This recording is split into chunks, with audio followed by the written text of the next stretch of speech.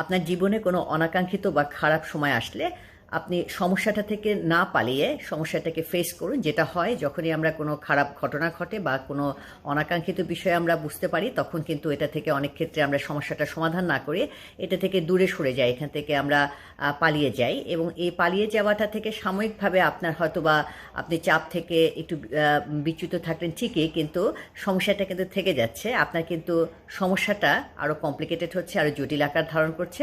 কাজেই আপনার চাপ কিন্তু আসলে আলটিমেটলি এটাতে বাড়ছে। কাজেই যখনই কোনো রকমের কোনো প্রবলেমের মধ্যে আপনি পড়বেন, কোনো অনাকাঙ্ক্ষিত ঘটনা ঘটবে, কোনো চাপদায়ক ঘটনা ঘটবে, আপনার প্রথম কাজ হলো সমস্যার সমাধানের, সেটাকে ফেস করা, সেই একটা গ্রহণ করা। অর্থাৎ হলো আমার লাইফে একটা খারাপ টাইম এসেছে, একটা অনাকাঙ্ক্ষিত ঘটনা ঘটছে বা অনাকাঙ্ক্ষিত ঘটনা হয়তো বা ঘটতে যাচ্ছে।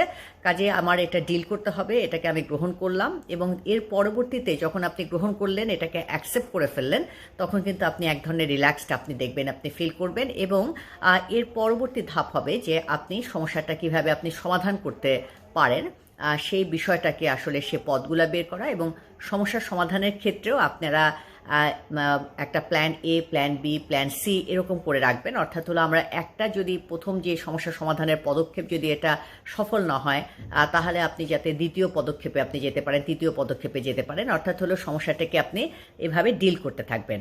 ধন্যবাদ সকলকে। মানসিকভাবে সবাই ভালো নিন, মনের যত্ন নিন। ধন্যবাদ।